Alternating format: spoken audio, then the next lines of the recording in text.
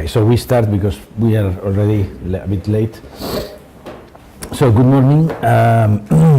As you know, today is the last session, and tomorrow is your session. So, so you are going to have to present something. And today we are going to be talking about urban recycling, which is the last one of these 5 externalized human functions that are dealt with by the city. And like yesterday, this function acts on both on 2 levels. One level is how humans, or how do we incorporate processes of waste disposal or material that we consume and that we get rid of in the city. So all the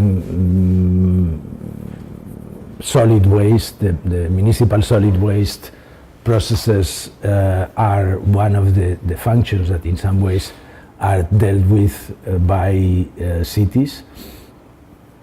But the other side, which I think is very important, and I believe it has a lot of interesting potentials within the field of architecture, is what do we do with the city as a product itself, as an artifact. Yesterday we were talking about how cities are artifacts, are human-made entities that that are produced, and what are the concerns that and the planning of this production of the city. And today we will, in a parallel structure, we will also talk about how do we engineer the consumption of the city. That's why I'm talking about recycling. Recycling is perhaps not simply wasting, but is a process in which waste is reused, and in the same way cities can be reused, can be recycled. There is some sort of urban capital that we produce when we produce the city, and that we disposed of, and we used to actually, all cities used to be last for a long time and not necessarily be discarded or wasted, but one of the specificities of the modern city is that cities were often planned to had a certain obsolescence, inherent obsolescence. So people or humans started thinking about the city as an artifact that is consumed and is disposed of and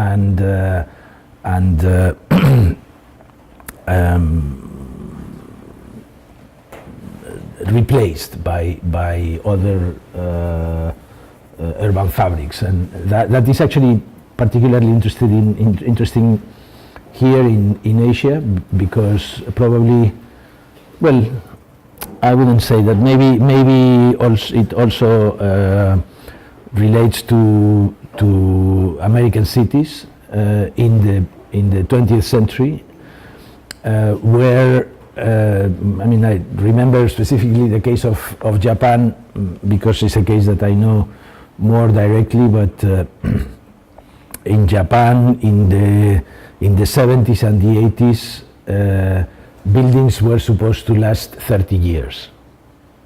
And after 30 years, they were most likely demolished and rebuilt. In the States also, the urban fabric had a certain, was perishable. It has an expiry date. That's not probably the case in Europe, where cities have traditionally been preserved for a longer time and built to last, almost as if cities are some sort of excrescence of the crust of the earth. And I think that this is something that is now changing, and for example, in the UK, it's not uncommon that public projects have to be specified to last over 60 years, and some projects are specified to last 200 years. For example, buildings of the Houses of Parliament in England are supposed to last 200 years at least. That means that you cannot use materials like plastics that will rot or will become obsolete over time. So there is on one side the question of how do we treat or what is the life cycle of buildings and cities as one of the problems which we can include in these considerations about urban recycling, and what can we do to extend the life cycle of cities, because I have already mentioned this several times in the sessions. To build the building consumes as much energy and resources as to maintain the building for its whole life cycle in the kind of contemporary building stock that is more or less a rule of thumb. And obviously within cities itself there are processes of waste collection and waste disposal and now recycling of waste that have to do with the engineering of all these issues, and waste has become a major problem in cities, as we will see, and contemporary cities are. I mean, in some way, it became a major problem in the 80s and the 90s, and now I think that there is a lot of concern about these issues, and governments and municipal governments also are acting and developing policies that enable waste to be recycled, to be disposed in a more ecological manner. If we think about cities or this process that I have been proposing, that artificial urban processes have to be progressively shifted towards an engagement with natural processes. Obviously, nature has cycles. Nature doesn't have a linear economy, but it has a circular economy. So man-made things traditionally used to be extractive, which means that we used to go to nature, we used to take natural resources, extract iron or coal or wood, and we process it, we produce things. That was the subject of yesterday's session, and with those products then we make things that we consume and we use, and then we dispose of them. So that is the problem, is that linear economies are not natural, because as you know, in nature also there is a process in which things grow and then expire and die and then are recycled and become. So the materials of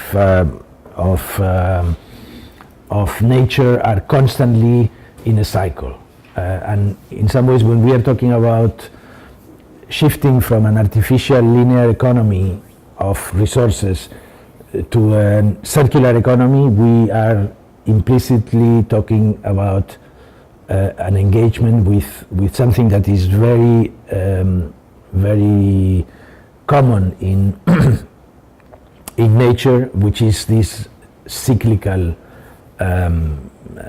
quality of processes. And as you can see there are two types of materials that are part of the circular economy. One are the biological materials, and another one are the technical materials, so the materials that are synthesizing matter, like steel, for example, or plastics, and then on the other side there is organic waste, food, human waste, etc., etc. This is basically what is shown in this graph, how some of these processes are processing these different types of materials in a hypothetical circular economy, which is now being pursued quite strongly by public administrations and governments. This is an interesting graph that you probably would like to see. This is probably 2017, 2018, and Korea features as the second most efficient recycling economy. I don't know whether you were aware of this, but traditionally, Japan was a recycling country, but it turns out that Korea is actually doing very well in terms of recycling resources. And also you can see how there are certain economies, certain countries that have reduced drastically the amount of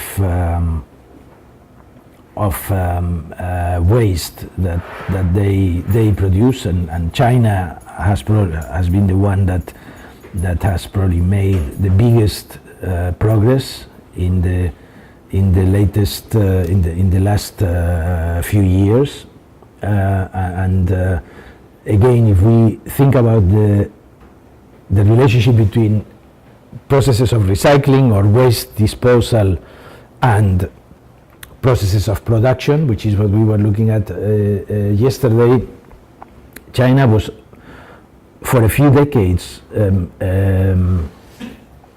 a monster that was producing a large amount of the artifacts that the world consumed, but it was also the biggest waste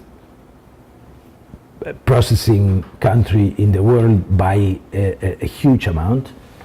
And I don't know whether you are aware of this, or how much. This is actually from Iran, so it's obviously it was broadcast in Korea, but it was broadcast everywhere, and it had a massive impact in the American economy, which is that in 2017 China banned the import of trash. So the Chinese government said, we are no longer going to be the waste disposal of the world. I don't think they banned to be the producers, but they refuse to be the disposal valve of the world, and that produced a huge effect in globally. I mean, we are again talking about chains. I mean, it's now that we are talking about global supply chains. Waste disposal was also globalized and was subject to the moving of waste from continents to continents. I mean, that in itself was obviously consuming enormous amounts of resources. So that is maybe also something that is fairly recent. It's only 5 years ago that this happened, and it affected mostly the developed economy. So again, the same way that we were looking at ecologies of energy, global ecologies of energy, and we were seeing that there are no developed countries that do not have a substantial consumption of energy. The biggest producers of waste are the developed economies by a huge amount. So the developed economies are producing more waste, much more waste than the whole world, the world as a whole. This is what happened after the Chinese trash ban in 2017, which is that, as you can see, there were a number of countries that were producing a lot of garbage: US, Japan, Germany, UK, France, Canada. And there were a number of countries like China, Hong Kong, that here is Hong Kong had a huge capacity for waste treatment that also had a global reach, and obviously Hong Kong is now part of China, so that those two countries, if you want, were processing an enormous amount of waste from the rest of the world, and then they stopped suddenly, and that waste had to be sent to to other countries. So Malaysia, Vietnam, India, Thailand became the new recipients of global waste. Obviously, this process of processing waste by sending it to a very remote location is also in itself has very bad effects, because it's consuming energy in the transport of this waste, and it probably will eventually disappear. I think that most advanced economies are trying to devise systems where waste is internally and locally recycled or reused. This woman is a very famous Chinese millionaire called Zhang Jin, and she's known as the Queen of Trash.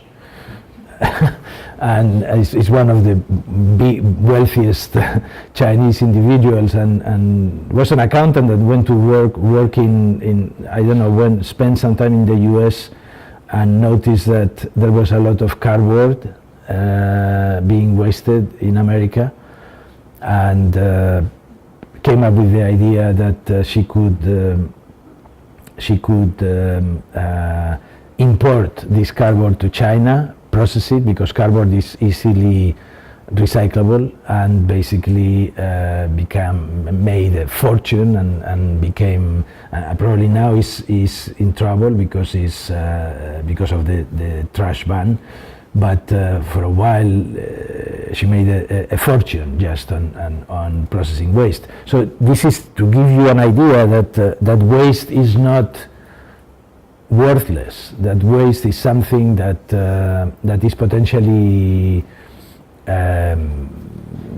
something you can mine, and probably we should learn to mine waste.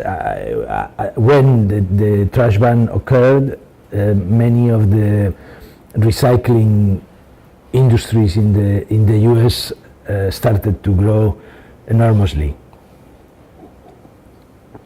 So there is an economy of processing waste that probably is now being activated worldwide. And so a little bit of history, although I'm as I said, I'm missing some of the research that I wanted to show you, not just historical, but also about recycling theory. And so the collecting of trash in cities at least, I don't know whether this is a kind of colonial view of recycling trash, because all you can find all I could find when I was doing the research, which is admittedly fairly superficial because I'm not a historian. So I don't know what happened in Asia or in Africa with waste recycling, but in the West, the first moment in which trash is collected in cities is in the 3rd century, 200 after Christ, and that was due to the fact that there was a growing amount of garbage in Rome. This happened during the Roman Empire, and that produced what was known as the Black Pest. So there was a kind of epidemic origin to the processing of waste. There was a huge epidemic, the Black Plague, and then the Roman state decided to create the first sanitation force that consisted in teams of 2 people that were walking along the streets, picking up the garbage and tossing it into a wagon and then transported it to a remote site. So it was a common practice, for example, during the Middle Ages in Europe, that people will simply throw the trash in the street. There was no sanitation systems, no organized systems of collecting trash in urban settlements, and it was the Black Plague that triggered the need to start processing these materials that were simply thrown in the public space. So the public space of the city was basically the place where you will throw your garbage. In the 14th century, under King Edward III, there was an order that activated what was called the rakers, which were the guys who rake the refuse from the streets and alleys, and once a week in the main cities in England, these people were collecting the waste, and usually they drove their carts full of waste and they dumped them actually in the Thames in the case of London. So again, the use of water resources was somehow also connected to the use of processing waste, and in the early years of the 15th century, Britain passed, or what was Britain back then, passed a law declaring that waste must be stored inside of the homes until the rakers would come to remove them. So you were no longer entitled to dispose of your waste in the street. The street was not a place where you could dump trash, which before it was actually possible, but by law you had to keep the trash in the home, inside of the private domain, in order to and wait until the rakers would come once a week to collect the trash. So this is the early examples that I know, and it may be that you can tell me something about what was happening in Korea at the time, whether Kim Sejong had also some sort of waste policy that I haven't heard about. He may have. I mean, I'm sure that problem also existed in Asia, but the history books do not collect this data. So in in the middle of the 18th century, there was a city official called Corbin Morris in London who associated the accumulation of waste in the public space directly to the epidemics that were happening at the time. We've already seen the epidemics, and actually one of the bits of slides that I couldn't find early this morning were related to the whole hygienist movement in England and also partially in the US, which started to address directly the problem of unhealthiness in the emerging industrial cities, and setting up policy in order to get rid of the waste. So Corbin Morris actually dictated that the waste in London was going to be dumped in the Thames. So again, the rivers are the first system of waste disposal in cities, in large emerging industrial cities, and people like Benjamin Franklin actually Benjamin Franklin started the first street cleaning services in the States and encouraged the public to dig pits in their property in order to dispose of their waste. So he was one of these social reformers in the 18th century that became involved with this, and probably the most well-known and the origin of urban health policies is Edwin Chadwick. I think that we have already mentioned him, which argued for the importance of adequate waste removal and management facilities to improve the health and well-being of the urban population in London. And many like Chadwick, for example, was at the time when he was talking about this, he was still talking about the miasmatic theory of disease transmission. So the miasmatic theory of disease transmission is the precedent of perhaps more scientific ways of air transmitted disease. And he was one of the people who was closely following the 1900s cholera outbreak in London that we also have mentioned as the first example of correlation between the pollution of water and disease. In 1846, so in the second half of the 19th century, there is a national act which is called the Nuisance Removal and Disease Prevention Act in England, that is probably the first national policy of waste disposal. And it's interesting to think about the date in respect to 1846 is it's the second half of the 19th century is where many of the theories and the policies that structure the whole scenario of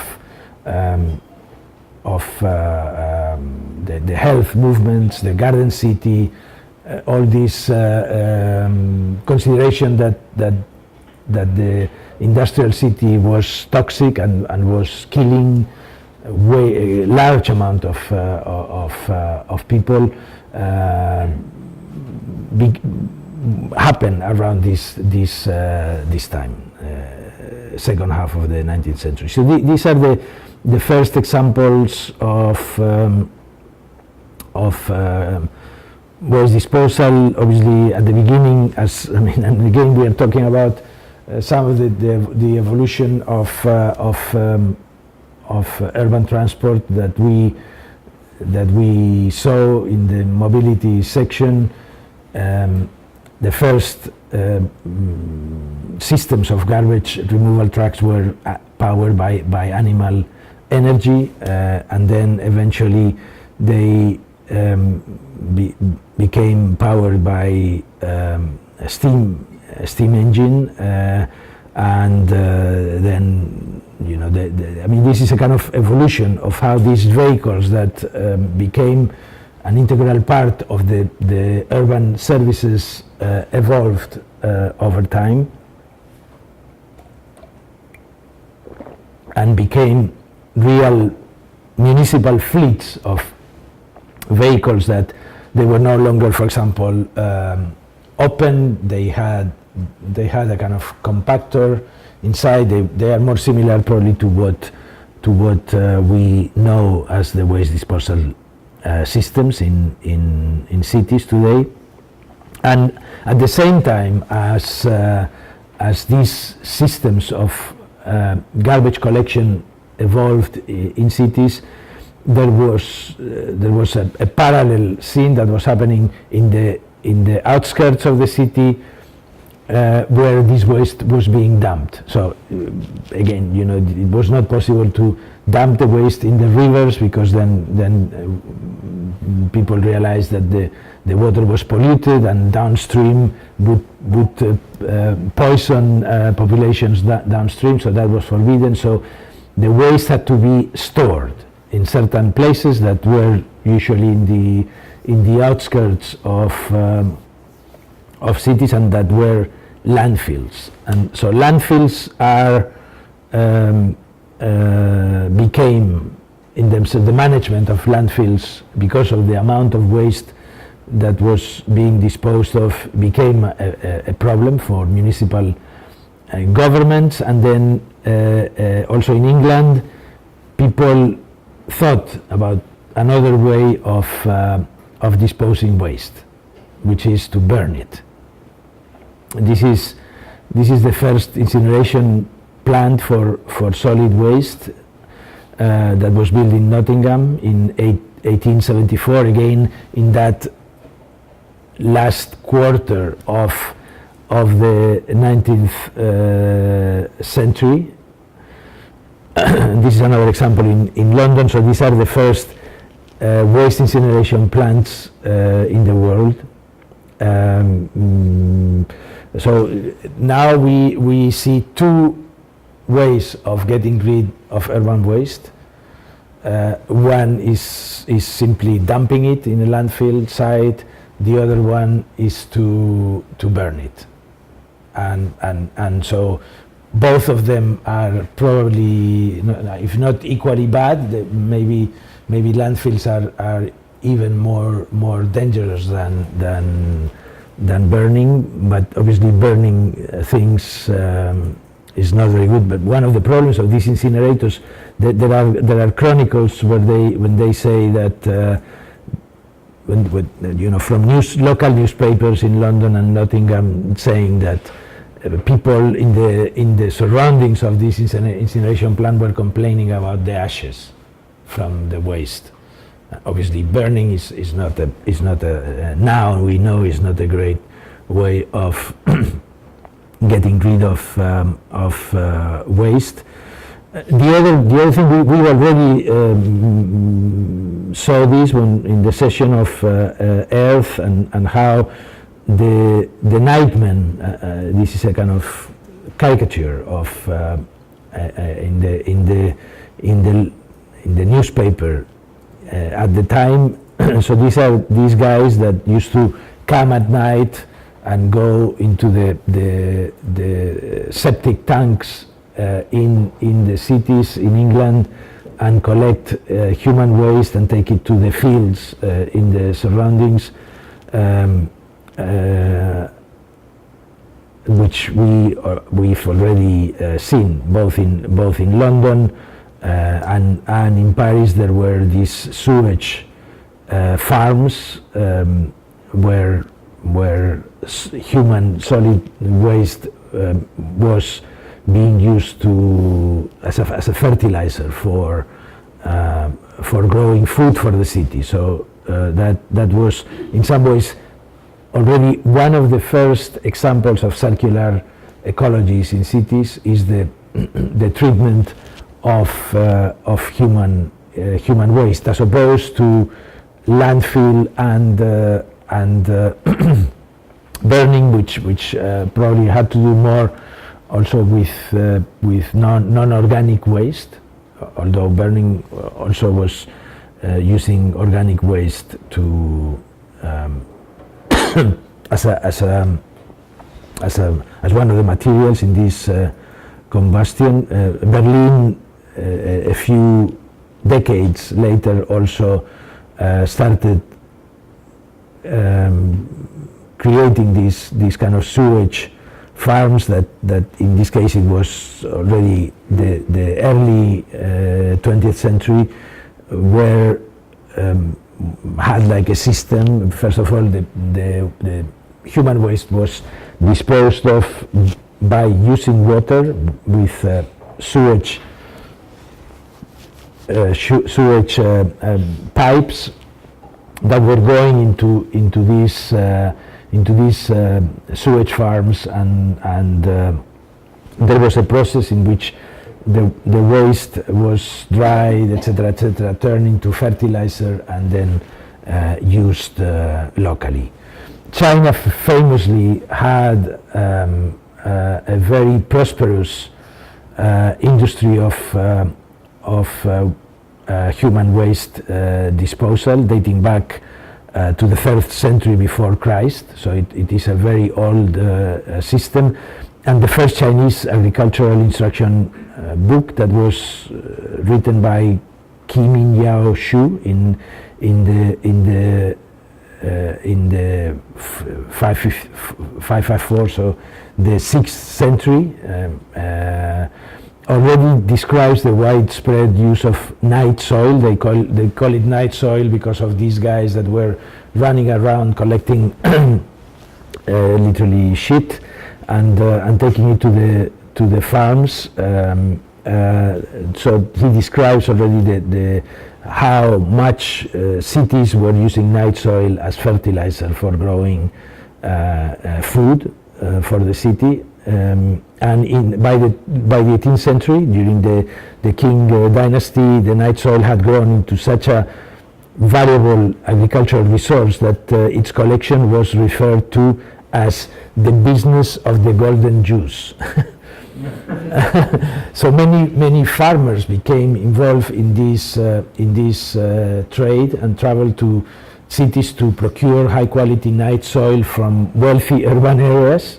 So there was a kind of whole industry that was selecting the waste from the kind of wealthiest district, because it was supposed to be high quality shit, basically, and use it in the countryside as fertilizer. And it is very interesting that the modern waste management introduced in China was following the Treaty of Nanking in 1842, again in the last quarter of the 19th century, when the country was open to foreigners by force. I mean, that there was also happened in Japan, that the American ships basically forced the Asian nations to enable the entry of foreigners.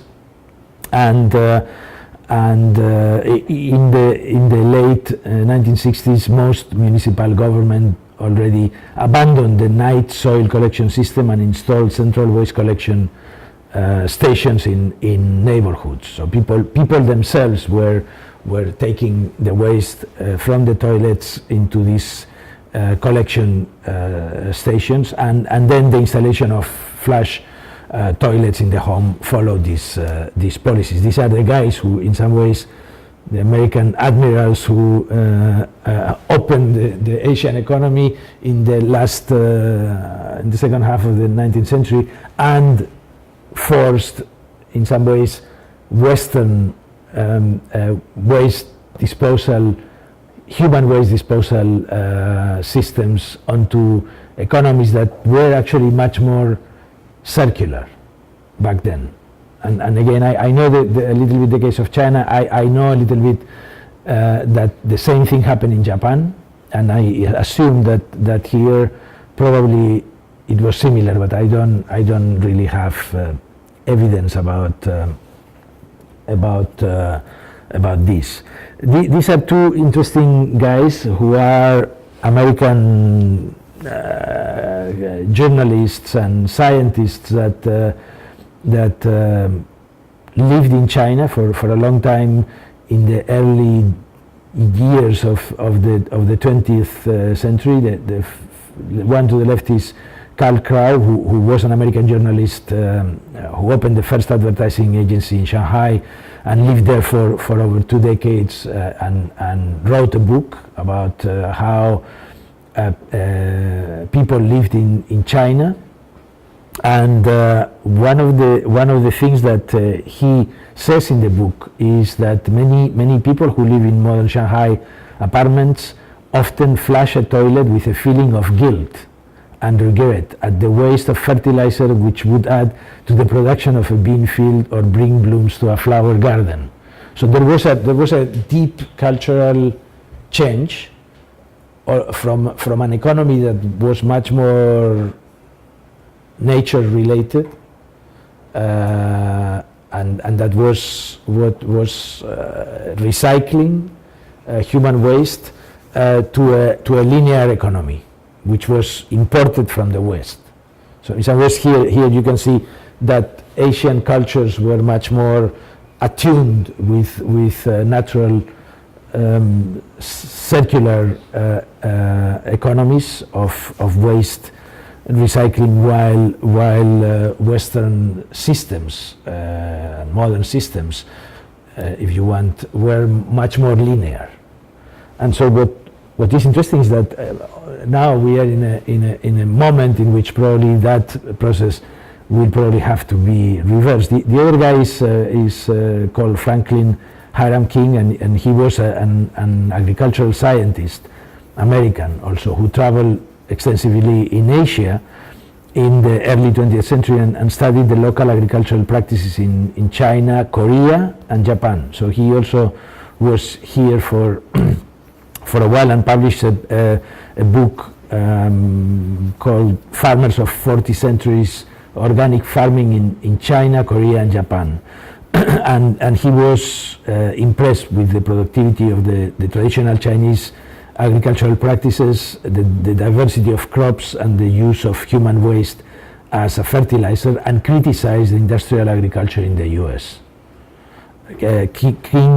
King wrote ecstatically about the work ethics of the Chinese farmers and their system to collect human and animal excreta, and celebrated the peasant lifestyle. So it's almost like cities, early cities in Asia were much more related to some sort of rural systems that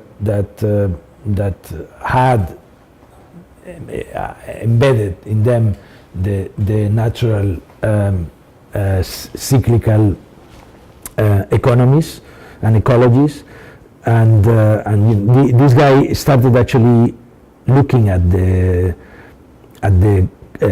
composition of human waste, and estimated that a ton of human waste contained around 5.5 kilograms of nitrogen, 1 kilogram of phosphorus, and 1.8 kilograms of potassium, the elements that, if you remember, were identified by Justus von Liebig as constitutive of soil fertilizers, which developed. I mean, we've seen already this slide is the moment in which, again, technology introduces some sort of linear system, which is that instead of recycling this human waste, we synthesize fertilizers, and so we extract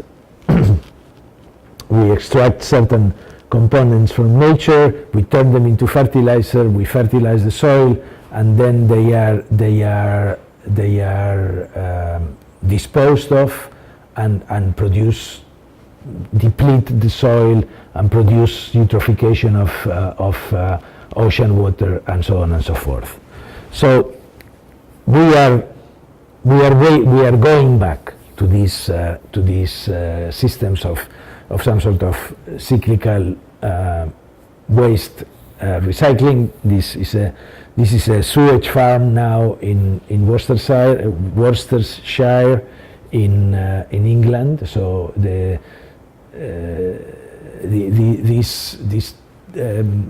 things that existed in cities in the late 19th century and that were progressively disposed of are coming back and are becoming. Although there are people who say that human waste is not that crops grown on human waste are. I mean, this is advertising from lobbies that are against the use of human waste, because they say they have carcinogens and endotoxins and all kinds of things that make food that is grown on contemporary human waste not suitable for human consumption. I don't have data about this. I don't know whether you can actually purify human waste to the degree that you get rid, perhaps, of materials that are carcinogenic because they are artificial. So there are it's almost like you need to kind of look at the process in greater detail in order to know whether these things are possible or not. But the fact is that there are a number of technologies that are mostly using composting as the way of producing fertilizers from human waste. This is in California, and it's a kind of regional composting facility which produces or recycles approximately 150,000 wet tons per year of the water and stabilized biosolids. So there are a number of treatments that you have to do with biosolids in order to be able to recycle them, and that they are made available as high quality compost for local landscaping and horticultural use. So the composting is obviously one of the processes that we can use in order to process organic waste and even also the remains of plants and garden and food waste can be turned into a nutrient-rich food for plants, for vegetation. So composting already was part of the sewage farms. Those that I showed you in Berlin had this process from which the human waste was dried and was composted and was used in the field. So those processes are also require an infrastructure and are part of the policies that we see being. This is the inside of that factory. So it's a container that has to be closed because it's obviously emits smell, and so that is the way in which fertilizers can be recycled from food waste and organic waste, basically. So this is one of the two cycles that we were showing. You saw that the recycling can happen on technical materials and on biological materials. And then I would like to mention this, which is the Jensen ladder, and I'm sorry because this is another one of these areas where somehow I couldn't find the slides that I thought were already embedded in the in the presentation, but those of you who have been involved with lead processes in buildings may have come across this ladder that was invented by a guy called Jensen, who was a Dutch politician in the 1970s. I mean, the whole history is what I wanted to show you in slides, because it's quite an interesting one. He was a kind of Christian activist who, by engaging with some sort of religious belief, became very concerned with the treatment of waste and the kind of linear economy of waste, and over time developed with a number of scientists this chart, which is now used worldwide, where you can see what are the worst forms of recycling and the best forms of recycling that you can use in order to treat urban waste. So the worst one is the landfills. The landfills is listed in this ladder as the one that is more ecologically damaging. The next one is incineration. So if you incinerate waste, you are destroying, you are polluting the environment, and you are destroying the value that those processed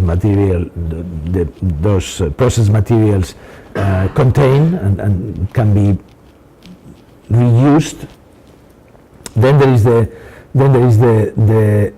use of energy in order to recycle material. For example, transporting waste is consuming energy, and therefore is part of the Jensen ladder. And then there are the recycling, the 3 R's: recycle, reduce, and reduce consumption, which are the processes that are quoted as the most efficient ones. So obviously, if you can recycle physically the materials, whether it is technical waste or organic waste, you are in a higher level of the ladder. You can reuse. So obviously, reuse is very important in the recycling of urban capital, because you can reuse buildings rather than demolish them. Again, we've seen several examples in the seminar about this. And finally, you can reduce, and that's the most effective way of reducing waste, which is to reduce consumption, or and again we talk about this. There is a certain implication that to reduce consumption, you will have to reduce growth. So, or you would have to reduce comfort, or you would have to invent technologies that do not produce waste or do not consume energy in order to maintain certain levels of comfort. So landfills are unfortunately to this day, this is an American statistic, the primary destination from municipal solid waste. So that worst element of the Jensen ladder, which is landfill, is still the destiny of 54% of the waste in America. It's so the task that needs to be done is huge. In America, only recycle takes up to 34%, and combustion, which is the second tier in the Jensen ladder, is 12%. These are These are statistics in 2012 in the EU, and you can see that there is a number of countries where landfill is almost non-existent. Like in Germany, there are no landfills. They were banned a long time ago. Switzerland, Belgium, those are the Netherlands. Those are the countries that have basically removed entirely the possibility of using landfill as urban waste disposal. But Romania, Malta, Croatia are still disposing their waste mostly into landfills, and also the yellow is the percentage of incinerated waste. One of the most interesting cases of waste incineration happened in Japan, and again I had some interesting slides about the process in which Japan decided in the 60s that they were going to get rid of waste by incinerating it, and created actually quite an efficient infrastructure of waste to energy facilities. So one of the things that you can do, or one of the uses that you can make of incinerated waste, is that in the combustion of waste you obviously produce heat, and that heat can be used to, for example, climatize a municipal pool. And that is actually a very Japanese typology, a municipal pool attached to a waste incineration plant. So in the 60s there is a very strong policy in Japan that basically ensured that that most of the waste in Japan was incinerated as opposed to dump into landfills, because obviously Japan maybe is not as here is not as bad as in Japan, but in Japan land is very valuable because it's an overpopulated. Basically, they don't have land to allow for landfills, and that's one of the reasons why, because they don't have urban land, they don't have enough supply of urban land, was probably the country that in the 60s engaged with a policy of treating waste by burning it. They couldn't afford to occupy land with landfills. And you can also see that around the turn of the century, the incineration started decreasing. This is a fairly old statistics. I'm sure that now they are stopping also incineration. China, on the contrary, had a lot of land, and so landfills are everywhere, or were everywhere, and they are right by the border of the city. So these pictures are from Beijing, where you can see landfills almost stopping urban growth, and this is also why landfills. So landfills are, we know that they are very bad for in ecological terms, but they are also bad because they are consuming potentially usable urban land. So this is almost like a kind of struggle between the city consuming and dumping the waste in the outskirts, and how those landfills are disabling the city to grow. So this is Beijing, and these are the landfills around Beijing. So it's almost like the city has developed a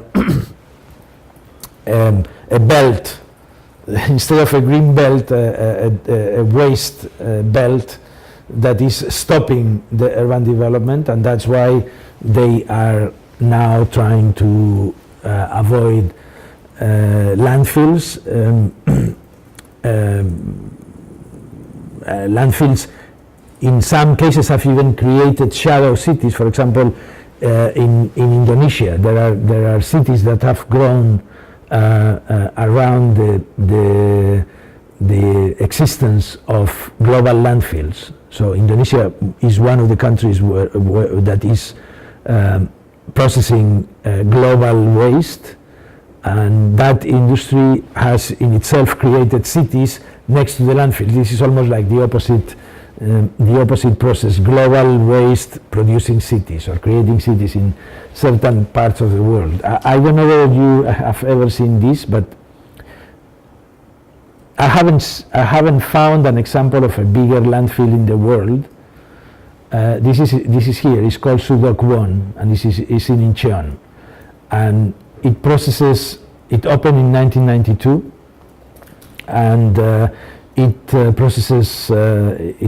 It's 4,000, more than 4,000 acres of land, and receives 20,000 tons of waste daily from Seoul. And so it is a kind of sophisticated landfill. I mean, amongst the kind of different types of landfill, there are some of them that are better treated, and in fact, they are partially profiting from the waste. So one of the is Korea's largest waste dump, and one of the things that it does is that it exploits, it is used to extract methane gas, and it produces 50 megawatts of electric energy out of the methane. So basically the landfill, let me see if I mean, now is being planted and so on and so forth, but I mean, the question is, what do we do with these things? Do we keep having landfill even as sophisticated as this one, or are there other ways that we can use to treat? These are other. This is in Mexico, 12,000 tons of garbage a day. It closed already at the end of 2011. Fresh Kills in New York, which began in 1947, and was the planet's largest man-made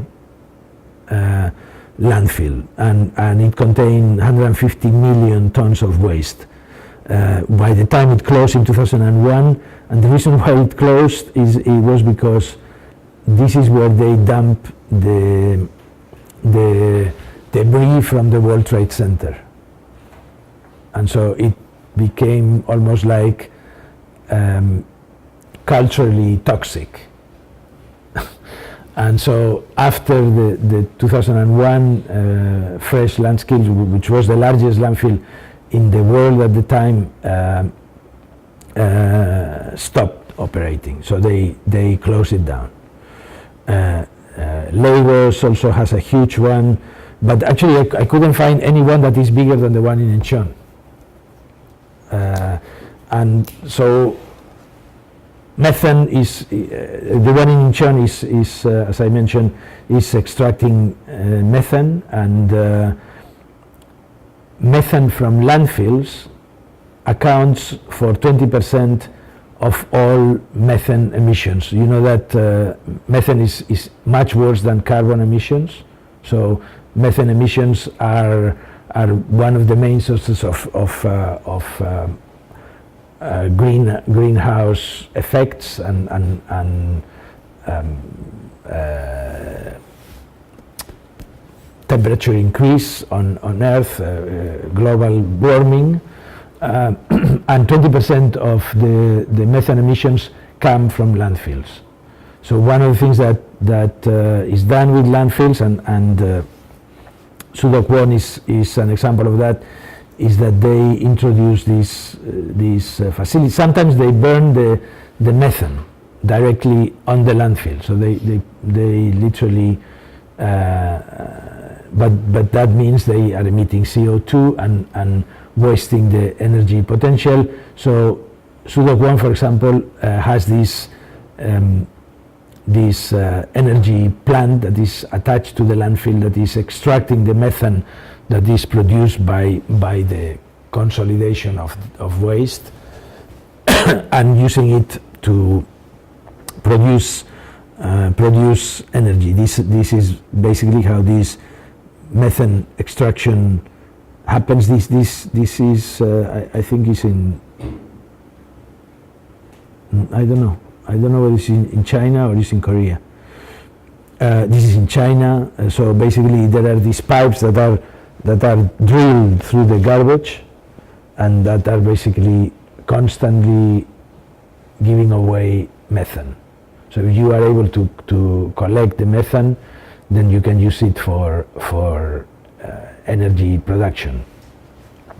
Another important element that is waste, that is difficult to get rid of, is plastic. There are plastics that last maybe 600 years. So it's a non-biodegradable material. Now there is quite a lot of research on bacteria that can digest plastics, but is not there yet, and it has produced big ecological catastrophes. The best known one is the Great Pacific Garbage Patch that some people are now trying to treat by sending ships that are collecting the plastic and recycling it, but I mean the problem is of global proportions. So it's not going to be easy to get rid of all the plastic that is dumped on the sea, and that, as opposed to organic waste, remains for centuries there, unless you process it or you melt it or you collect it.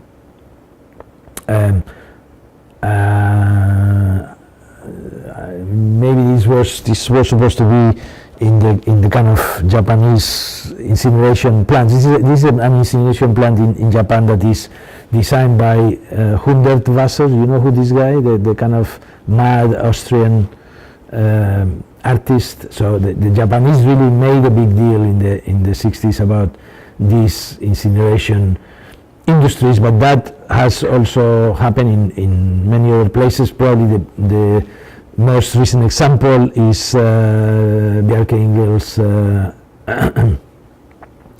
Amagerbacke waste to energy plant, which is basically this building that makes a point out of, or try to make a spectacle out of the burning of waste with a ski slope.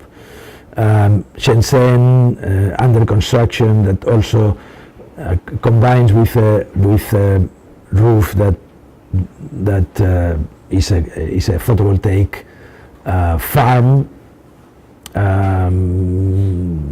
These are different types. Plasma gasification. This is a different process that you can use to treat waste, and this is actually in Wuhan, and it's a kind of test case of this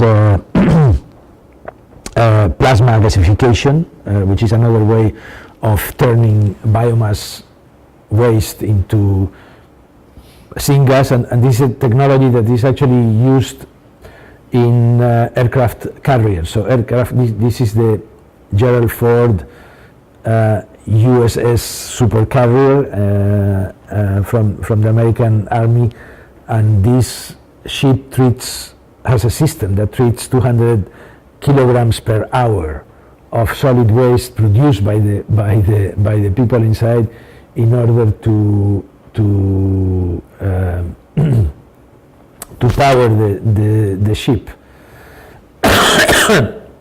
There are cultural issues that are associated to waste recycling, and Japan was probably the first country that had a very stringent and consistent waste recycling policy. In the already in the 70s and the 80s, the Japanese started separating waste in order to be able to recycle it. And so it became actually quite sophisticated and had these stations that were, I mean, where you had to separate your own waste so that it could be fed into the urban recycling programs. I think there is a cultural precedent in the case of Japan. I am again curious about whether something like this exists also in Korea, but the Japanese have a word that is motainai, which stands for don't be wasteful. That is a kind of, it's a traditional term, like, so that there is a kind of cultural value in economy that is deeply embedded into the into the Japanese culture, that is what enabled Japan to implement very strong policies of waste recycling for already for decades. Now everybody is copying that, but they were the avant-garde in doing this, and so obviously the advantage of having what is called a multi-track urban recycling system is that you can easily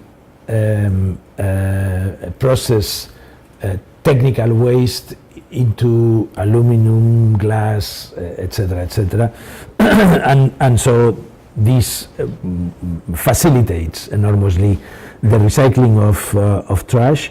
But now it's interesting because perhaps in Japan and in Germany and now and in other European countries, the idea of what is called the multi-track recycling system is widespread. But in America, where people are incredibly lazy and have a culture of waste, kind of deeply embedded culture, waste culture.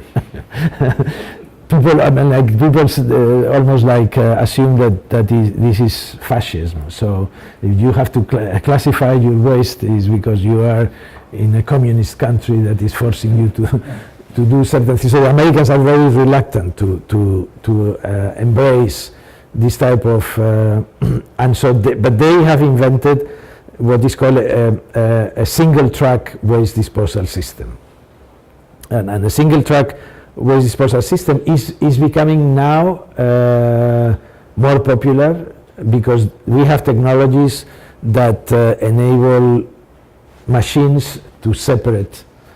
So you dump everything in the same container, and then there is a machine that separates things. So you don't need to separate. You don't need some sort of cultural integration of circular economy in a population because there is a machine that does it for you. So it's kind of replacement of culture by machine, post-human world. So this is in in Brooklyn, actually. Sunset Park Materials is recycling plant, and it's very interesting because the people that are producing these machines are the same people. It's a company called NRT, which this is a single track recycling unit in Greece, I think. So these people are the same people that manufacture luggage conveyors in airports that sort out luggage and take.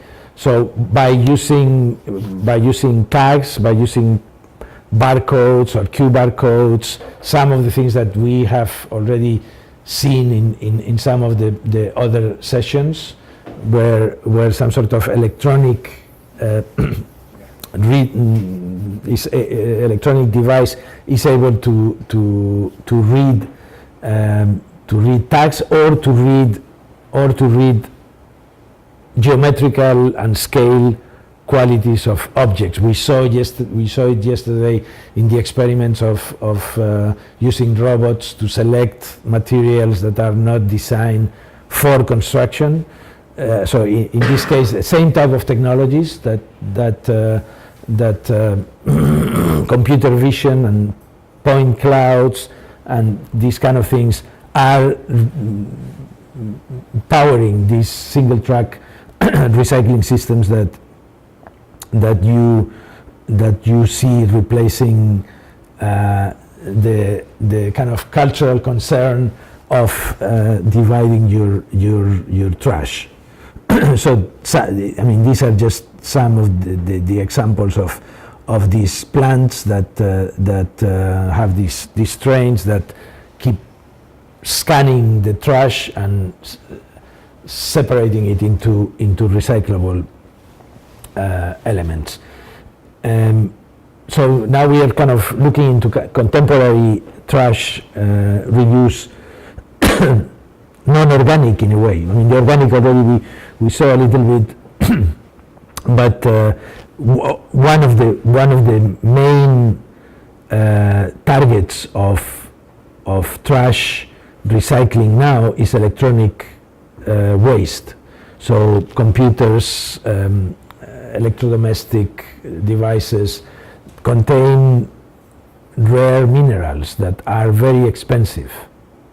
So there are, I heard, I mean, there are kind of almost like mythical stories about people tracking certain electronics that were produced in the 70s using rare metals that now are worth a lot of money, not because of the device, which obviously doesn't function anymore, but because it contained a metal that now has become incredibly expensive.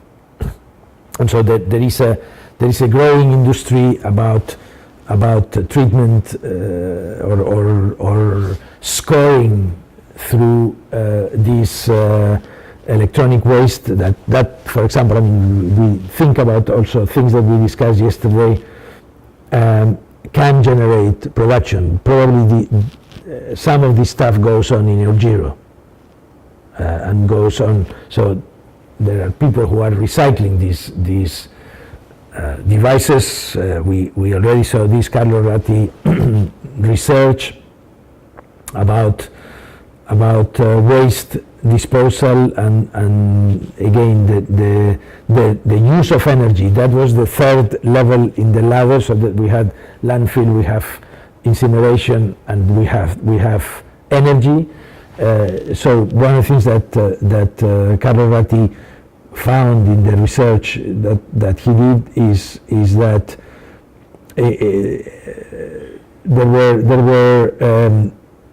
there were stuff that were dumped in New Jersey and that travel on average 13,000 miles to Hong Kong in order to be recycled because of the value of the components that were identified in those things. So e-waste is a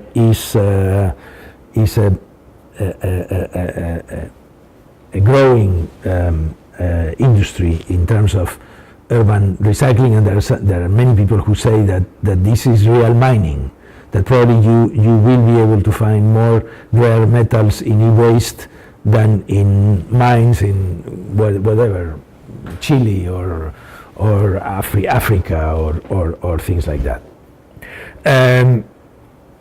Another thing another scenario that has to do with urban processing now, it's kind of advanced. We are now looking at advanced waste processing systems in cities are total collection systems in which urban areas are basically provided with systems that collect waste. I think that what is the name of the Korean smart city in Cheon? what is it called? I can't remember now the name. I think I have it probably later on. Songdo. Songdo has one of these systems. Basically, Songdo has a system where you have when you don't, there is no people involved in moving trash. You dump your trash in the chute, and then it is taken by using vacuum systems into the waste processing plant. This is Roosevelt Island pneumatic trash system that was actually designed by Philip Johnson or by the team of Philip Johnson in 1971. So these systems have been already available for some time, that basically enable to take the trash directly from the homes into the processing plant. These are pictures of this Roosevelt Island vacuum plant system. And then the last part of the of the presentation today is about adaptive reuse. So if we've been seeing how the urban waste collection systems evolve over time and their cultural implications with the development of urban health and even with the resonances with arcane cultural traits of certain civilizations. One of the things that we keep hearing about these days is the way in which we dispose or we recycle urban fabrics, urban capital. And as I said at the beginning, there was a time where the US and maybe certain Asian countries gave a very short life cycle span to buildings, and now what we see is that there is a deliberate policy in cities and government about reusing urban structures to instead of replacing them, and so the people who talk about the value of the buildings, I mean, there is also some kind of cultural resonances here, because the people who talk about recycling buildings or maintaining or restoring buildings talk also about rehabilitation, restoration, and preservation. So preservation is when a city or a culture decides that the integrity of the existing form contains some sort of historical representative value. Okay, so there are buildings that we all know are listed or are protected and need to be protected because they have a historical value. That is one form of preservation that was quite common or started, let's say, in the 60s, and now is universally accepted. I don't know whether you know that Rem Koolhaas has talked about that, has talked about the amount of buildings that are globally catalogued as worth to be preserved or by law. So governments are increasingly dictating that larger parts of the city has to be preserved because of some sort of cultural value, not because of ecological or material value, but because of cultural value, and some of them have to be restored. So they have to be mended so that the form and features and character of the property is preserved as they appeared at a particular time. And sometimes you may need to restore them and remove parts that were added at a certain time that were not consistent with the historical value of this entity. Then there is the whole picture of rehabilitation, which is that an existing property and an existing artifact, urban artifact, is given a compatible use through repair or minimal alterations without adding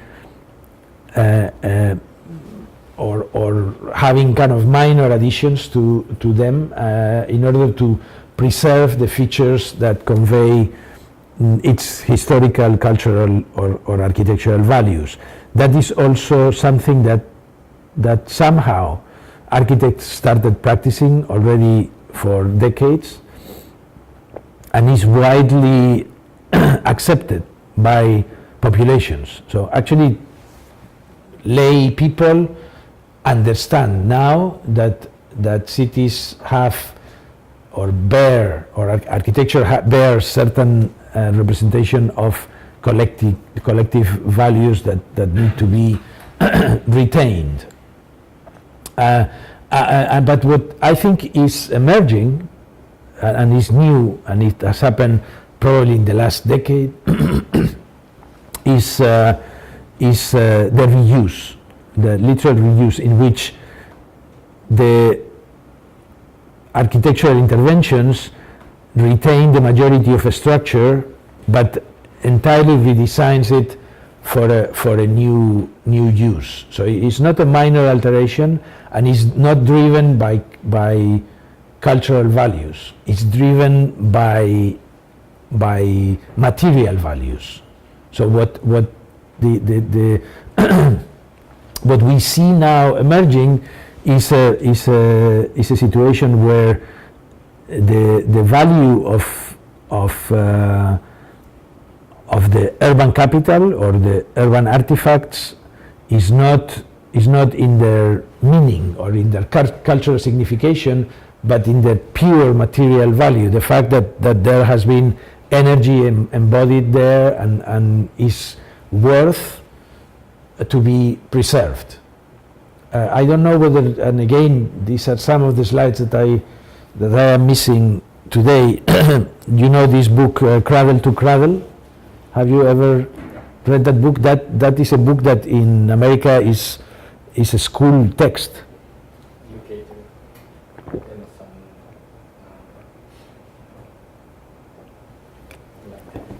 So that is written by two guys. One of them is William McDonough, who is an architect by training.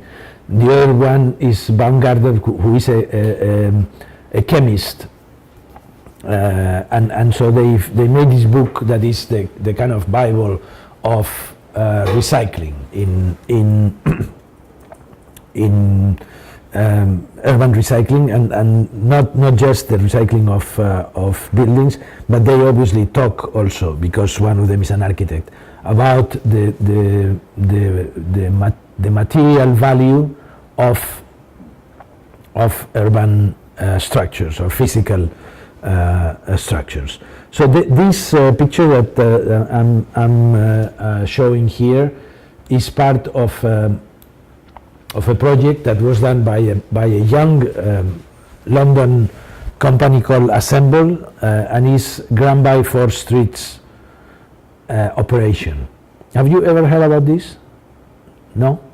It was basically a very important moment in 2015 when this young company of architects was given the Turner Prize. The Turner Prize is the most important art prize in England. It's given every year. Normally the recipients are artists, But in this edition, it was a group of architects that won the Turner Prize because of their intervention in a community in Liverpool, recycling and also engaging the community itself in the recycling of a very degraded part of the city that had a lot of crime, etc., etc. And so this group of architects who are kind of activists, I say I'm against activists, but actually I think that sometimes activists do interesting things, and Assemble is a very good example of that. And they won the Turner Prize by recycling, but as you can see, it's a kind of cheap, ad hoc, almost DIY type of recycling. It's not what you would imagine or what the public out there would imagine as a rehabilitation project, because there was no completeness. So there is a deliberate attempt to show that this is a recycling, that this is almost like a ruin that is being processed and rebuilt. This is also, and now I'm going to show more specific architecture examples of recycling urban artifacts.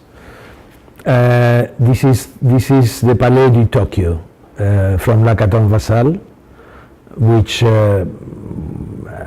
has also received a lot of praise. And I remember that I was once a juror in the Mies van der Rohe Prize, which is a kind of European architecture prize. And one of the projects that we selected and was part of the final shortlist was this one. Finally, they didn't get the first prize. I swear that at that point I was so impressed with the project that I was pushing to give them the prize, but the prize ended up in a kind of okay project from Zaha Hadid. So that was the kind of choice. And I think what was really impressive of this project is that the Palais de Tokyo is a big building in the middle of Paris that is part of the Trocadero and was disused for many years. And they were given 75,000 euros, I think, to rebuild the project. So basically no money to rebuild the project. And back then they were like provincial architects in Bordeaux, and they were they set up a local office. They brought some people, I don't know whether they themselves lived there for the development of the project, and they invested the project, the money they got to put some fire escapes and simply clean the building and left the traces. So this is basically how they left. They deliberately left it as if it was a ruin in a way. And I'm saying this because if you look at this project, you look at Granby for streets, you can see that there is a kind of aesthetic quality emerging out of this reuse of existing structures. That is not the Zaha Hadid aesthetic. It's a new aesthetic that at this point is not yet part of the popular taste. So I think probably if you show this building to your father or your mother, they will say, well, this is shit. This is not architecture. This is people are still not trained to understand that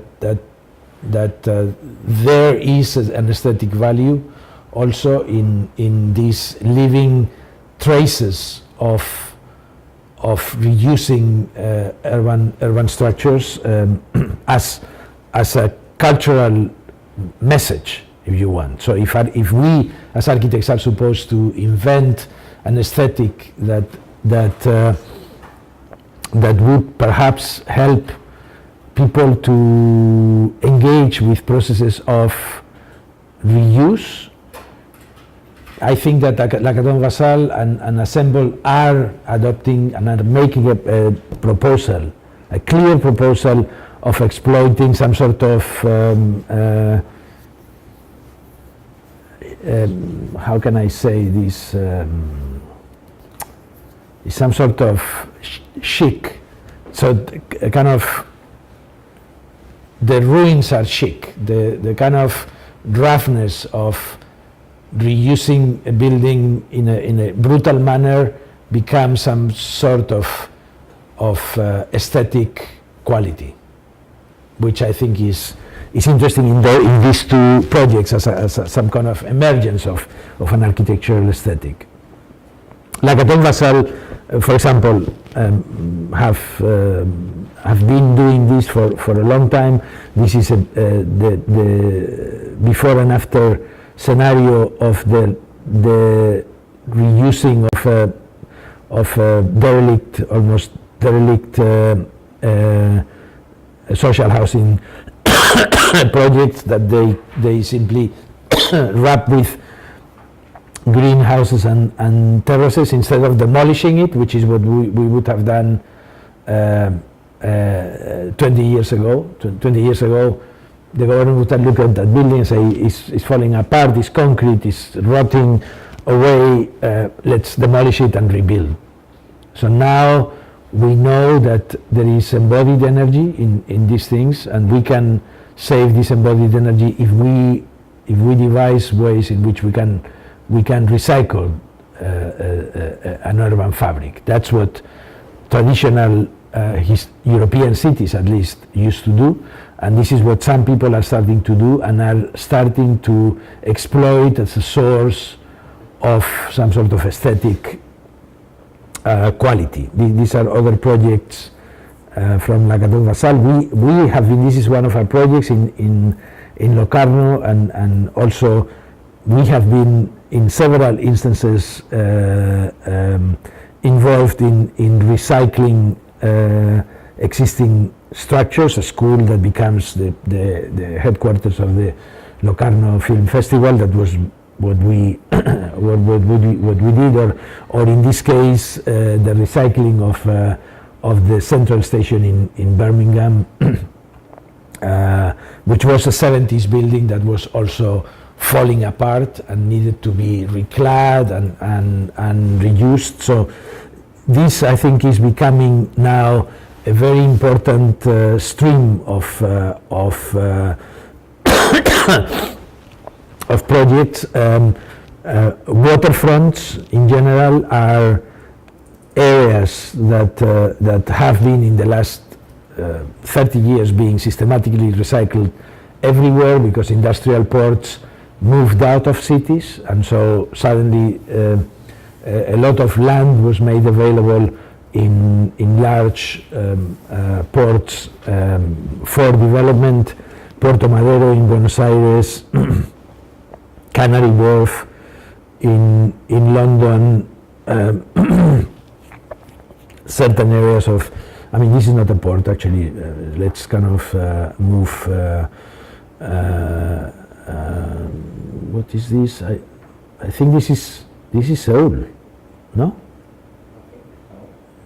So anyway, this is done by for streets. So this is a little bit more. I mean, some of the things that are happening here. For example, this was the image of the future of Seoul in the 60s.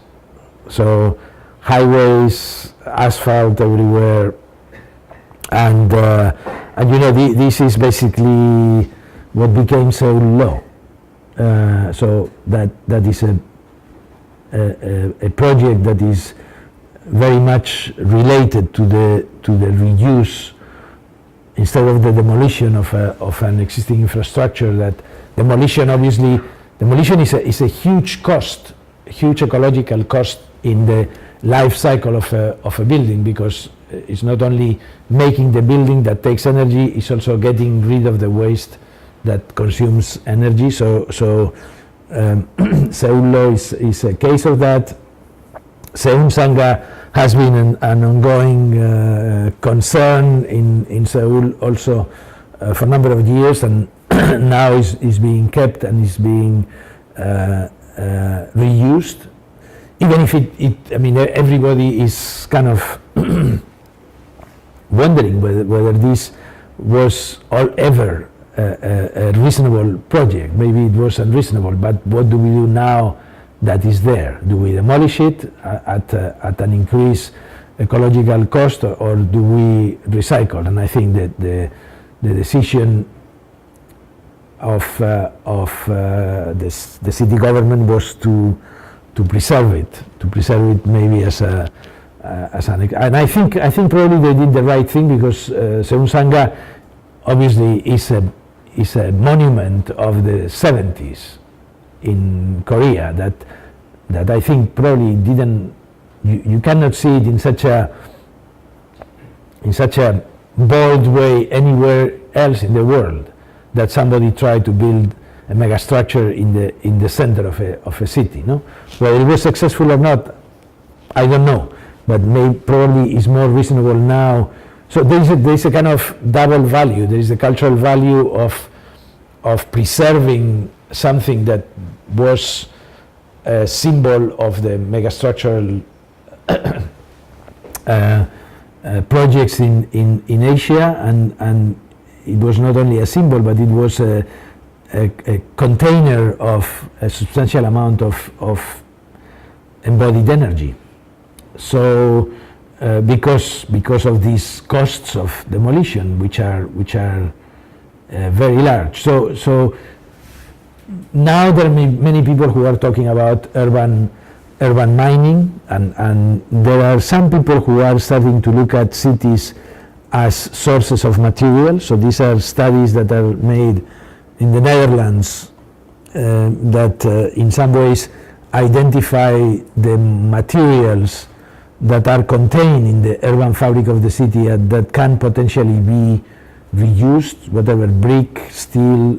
So these color codes have to do with the prevailing materials that are contained in an urban fabric, almost as if the city is a mine, is something where you can find materials to reuse. And again, we talk about electronics. There are different types of electronics. There is semiconductors that contain some rare metals. Electronics, fridges are computers. Fridges are sources of materials. These are examples of a very interesting company in Belgium called Rotor Deconstruction, or Rotor DC,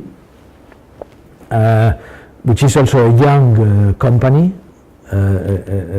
people that are maybe 40-something, and have set up a whole structure in which they become engaged in reusing buildings, but they also take the materials of the buildings that they recycle and send them to basically sell them. It's a financial structure that is very interesting, because they not only provide design services, but they sell the stuff that they find in the buildings that they recycle, and then they buy also other products. They have a website. So it's a whole operation that does not only include design services as we generally do as architects, but they also resell doors and lamps and furniture and all kinds of things that they find, and they channel through the website, and they make money to basically sustain the company. This is an architect in China called Liu Jiakun, who has been also involved. Do you know this guy? No? he's an interesting guy. He's actually a writer. He's an architect, but he used to be a writer and quite an accomplished writer who has been very active. And it was, I can't remember the date of the earthquake. There was an earthquake like, I don't know, 10 years ago or something like that in a certain region in China. Lots of people died, and he went there and he started using the debris of the earthquake to produce this precast concrete. So basically, he used to get the physical material from the earthquake as having a double value. Again, cultural value, because it represented the earthquake and the people who died in the earthquake, and some sort of complex set of social concerns that existed around the earthquake. And he's also a kind of very articulated and good market character who made videos and documentaries and all kinds of things around the reuse of the debris of the earthquake in order to rebuild the city. Again, it's a very clear example of some sort of generation of an aesthetic attraction from the use or the reuse of the materials that are already in the city. So treating the city as a mine, but as a mine that is also culturally loaded. So these are some of the things he did, several exhibitions producing bricks that are made to by recycling the materials in the city. And he's also been involved in projects like this, where all the factories are turned into residential districts, and using the materials that are extracted from the city itself.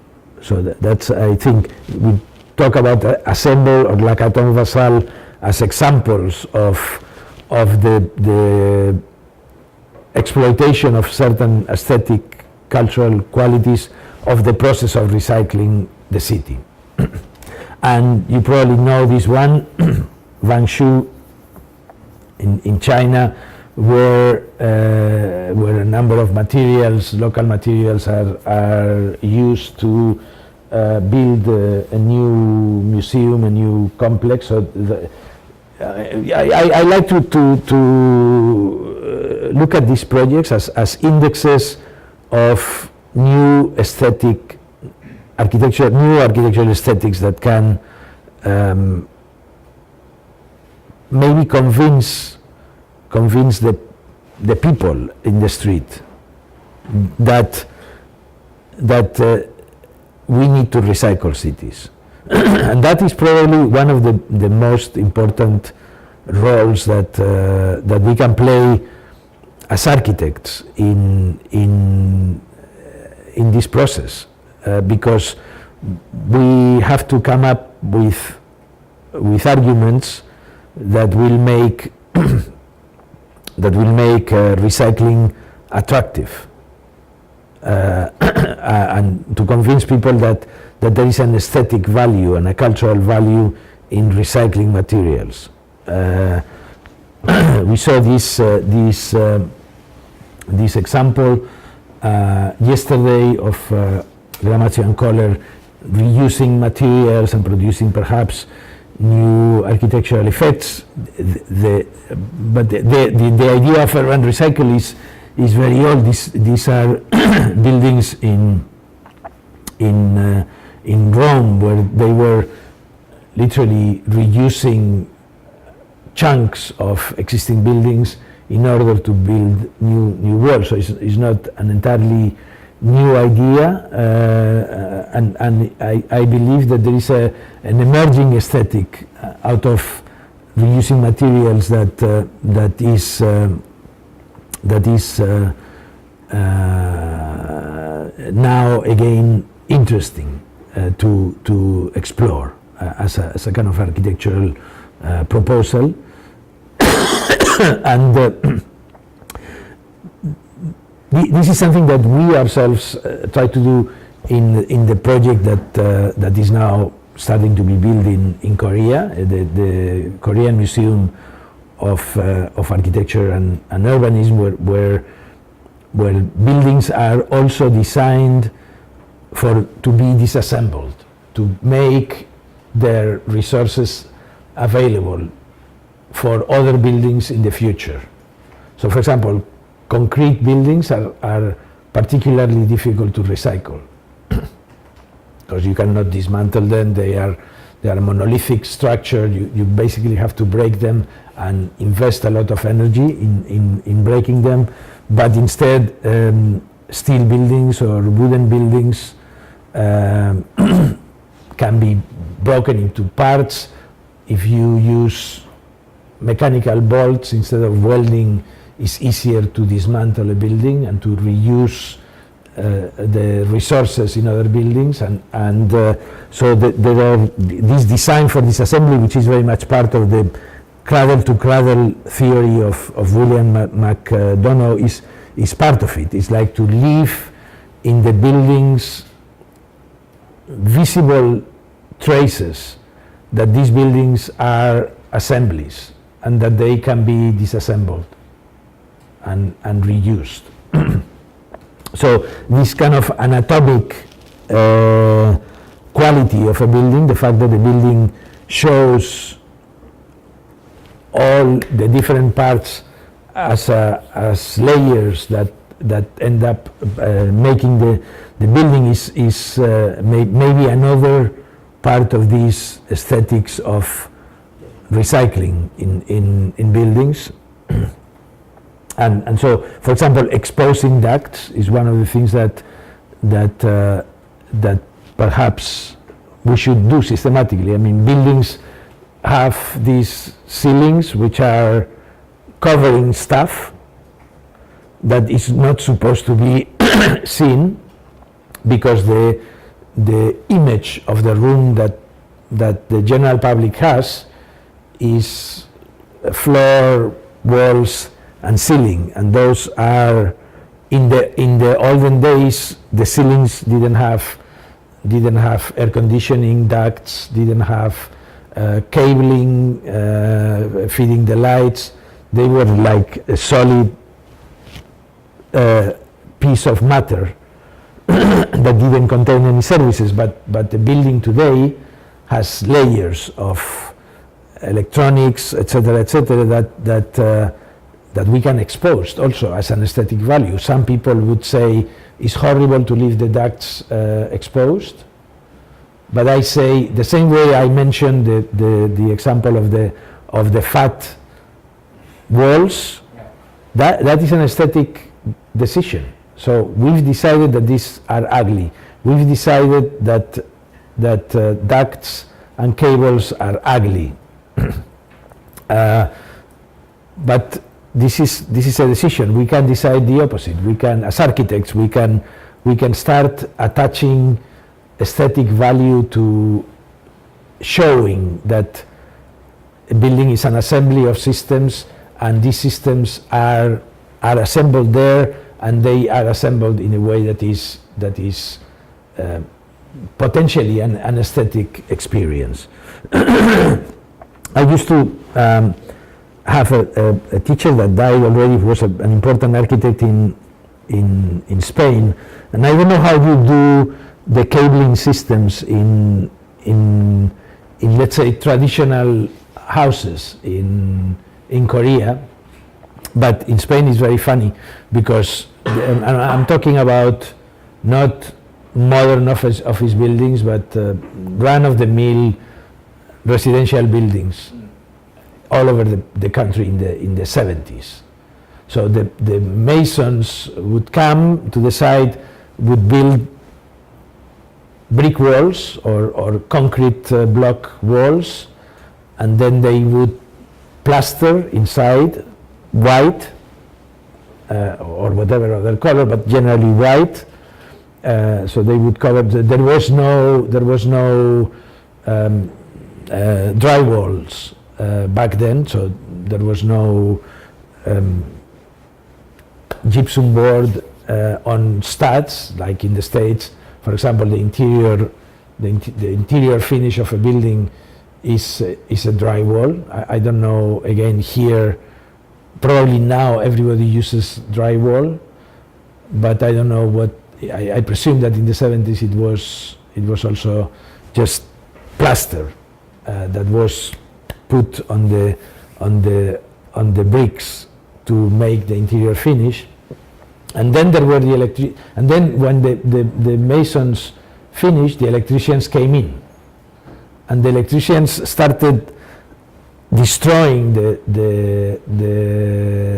plaster in order to put the cables. So suddenly the thing that was finished and was all kind of white walls and white ceiling started having lines that were destroyed, and then so these people would come with the electricity tubes and put them inside of the wall, and then the masons would come back and plaster you didn't have this here? I mean, how are the cables of the buildings in housing in the 70s built?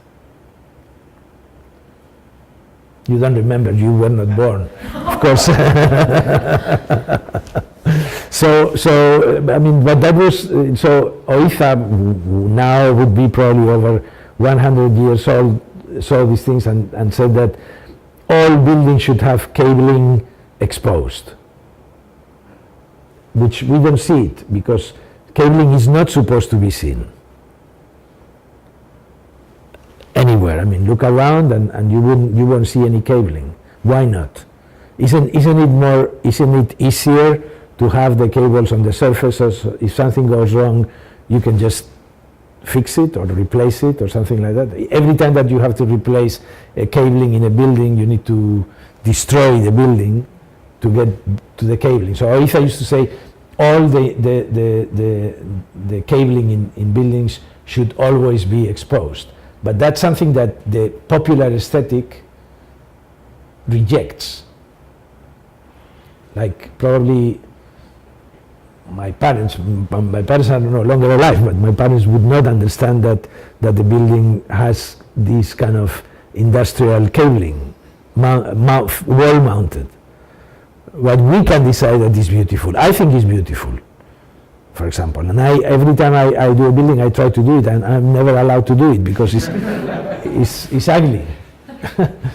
So I mean, I think these are worth considering when we talk about recycling buildings. Obviously, if we can remove the systems, the different systems, if we can disassemble the building, if we are designing for disassembly, this is a much better system than digging the cabling in hidden tracts.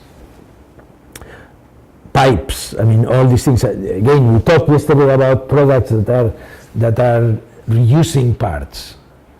So I see in this kind of Castiglione design and povera, arte povera, inspired a very interesting precedent to the aesthetic exploitation of designs for disassembly, designs for recycling, and how we can, as architects, turn this way of composing buildings in order to make that an aesthetic experience. So I don't even know whether this is, yeah, there is the animation. I just kind of, this was the idea of the Korean Museum of Urbanism and Architecture, which we won, and unfortunately I have to say it's going to be a disaster probably because we are not allowed to. I mean, it's very funny because this building was based on also like the Seoul law in recycling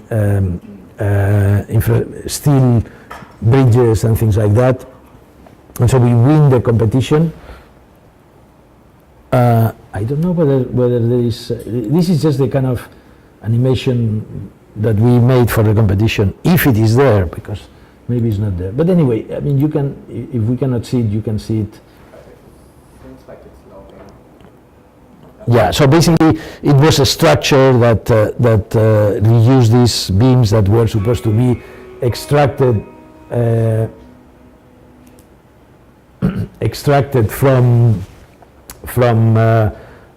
overpasses, and that also would potentially incorporate pieces of other architectures, because one of the if you talk to curators, architecture curators, they would tell you that the problem of architecture as a display is that the people can never get near to the object. So architecture always is exhibited by plans, now animations and drawings. And those are things that to the general public are not easy to access, as opposed to sculpture or paintings where the thing that is in front of you is the real thing.